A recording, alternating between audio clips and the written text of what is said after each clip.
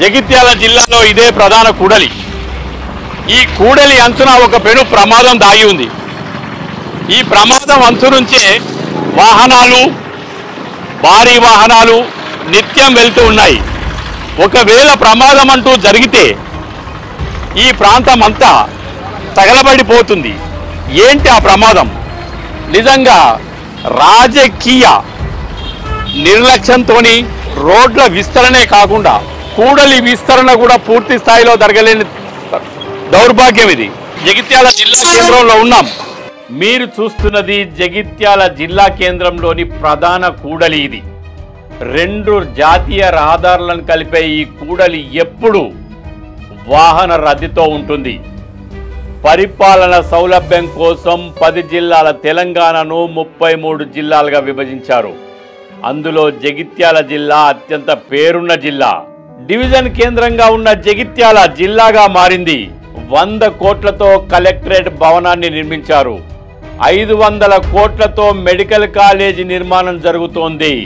ఆధునిక హంగులతో MLA camp కార్యాలయం నిర్మించారు. గ్రేడ్ 1 మున్సిపాలిటీగా ఉన్న జగిత్యాల పట్టణం శరవేగంగా విస్తరిస్తుంది. పట్టణ జనాభా దాదాపు 2 లక్షలకు చేరువవుతుంది. జిల్లా సరిహద్దు గ్రామాల నుంచి అనేక అవసరాల కోసం ప్రతిరోజు వేలల్లో ఇక్కడికి అనేక అవసరాల కోసం ప్రజలు వస్తూ పోతుంటారు. ప్రతిరోజు లక్షల వాహనాలు ఈ రోడ్డు వైపు నుండి ప్రయాణం సాగిస్తాయి. ఈ జనాభాకు అనుగుణంగా, ఈ వాహన రద్దీకి అనుగుణంగా పట్టణ ప్రధాన రోడ్లు విస్తరించకపోవడంతో తరచూ ప్రమాదాలు జరుగుతున్నాయి. వాహనాలు ధ్వంసమవుతున్నాయి. అనేక మంది చనిపోతున్నారు, వికలాంగులుగా మారుతున్నారు. ఆసుపత్రి బిల్లులు కట్టలేక అవస్థలు పడుతున్నారు. దీంతో పట్టణ ప్రజలే కాకుండా జిల్లా ప్రజలు కూడా జిల్లా కేంద్రానికి రావాలంటే వణికిపోతున్నారు. పట్టణంలో ప్రధాన రోడ్డును 1982లో 30 ఫీట్లున్న రోడ్డును 60 ఫీట్లుగా విస్తరించి వదిలేశారు. ఇప్పటికీ ఇదే రోడ్డుపై లక్షల వాహనాలు రాకపోకలు సాగిస్తున్నాయి. పాఠశాల విద్యార్థులు ప్రమాదాలకు గురవుతున్నారు. జిల్లా కేంద్రానికి రావడానికి వాహనదారులు వణికిపోతున్నారు. జగిత్యాల జిల్లా ప్రజలకి ఇది ఏం గోస? ఎన్నాళ్ళు ఈ అవస్థలు? ఈ రోడ్ల విస్తరణకు గ్రహణం ఎందుకు పట్టింది? ఈ రాజకీయ నాయకులు ఏం చేస్తున్నారు?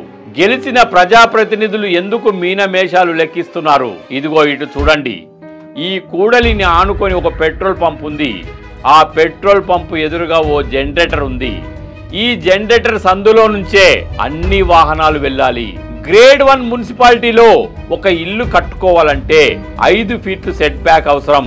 కానీ 60 ఫీట్ల రోడ్లో 61వ ఫీట్ మీద పెట్రోల్ పంప్ ఉంది. ఇంకో 4 ఫీట్లు ముందటికి జరిగి ఈ జనరేటర్ గది ఉంది. ఈ జనరేటర్ గది నుంచి భారీ వాహనాలు ఇన్నేళ్లుగా పోతున్నాయి, వస్తున్నాయి. దురదృష్టవశాత్తు ఏదైనా వాహనం అదుపు తప్పి ఈ జనరేటర్ను ఢీకొంటే ఈ జనరేటర్ గది ఆ పెట్రోల్ పంపుకి తగిలితే జరిగే విధ్వంసం ఎట్లా ఉంటుందో మీ ఊహకే వదిలేస్తున్నా. ఇదిగో చూడండి, ఇది జనరేటర్ గది, ఇది పెట్రోల్ పంపు. ఈ సందులో నుంచే ఎన్ని వాహనాలు పోతున్నాయో మీరే చూడండి. ఈ జనరేటర్ గదిని తొలగించడానికి ఇక్కడి రాజకీయ నాయకులు కానీ, ఇక్కడున్న అధికారులు కానీ ఎందుకు సాహసించలేకపోతున్నారు? దీని వెనుక ఉన్న ఆంతర్యం ఏంటి చూద్దాం. నెక్స్ట్ ఎపిసోడ్లో జగిత్యాల పట్టణంలో ఉన్న రోడ్ల విస్తరణకున్న ఆటంకాలేంటి, ఆస్తులు కోల్పోతున్న 239 మంది బాధితులు ఏం కోరుకుంటున్నారు, వాళ్ళని ఎందుకు సంతృప్తి పరచలేకపోతున్నారు? ఈ జిల్లాకు 3 ఎంపీలున్నారు, 1 రాజ్యసభ సభ్యులున్నారు, 5 ఎమ్మెల్యేలున్నారు. వీళ్ళంతా ఏం చేస్తున్నారు? ఒక ప్రధాన రోడ్డు, జగిత్యాల జిల్లా కేంద్రంలోని ఒక ప్రధాన రోడ్డు విస్తరణకు ఇన్నేళ్లు పడుతుంది. వీళ్ళందరికీ ఓట్లేసిన ప్రజలు దద్దమ్మలా, లేక ఈ రోడ్డు విస్తరణ చేయాలని ఈ ప్రాంత ప్రజాప్రతినిధులు దద్దమ్మలా? లెట్స్ వాచ్ శబ్దం టీవీ.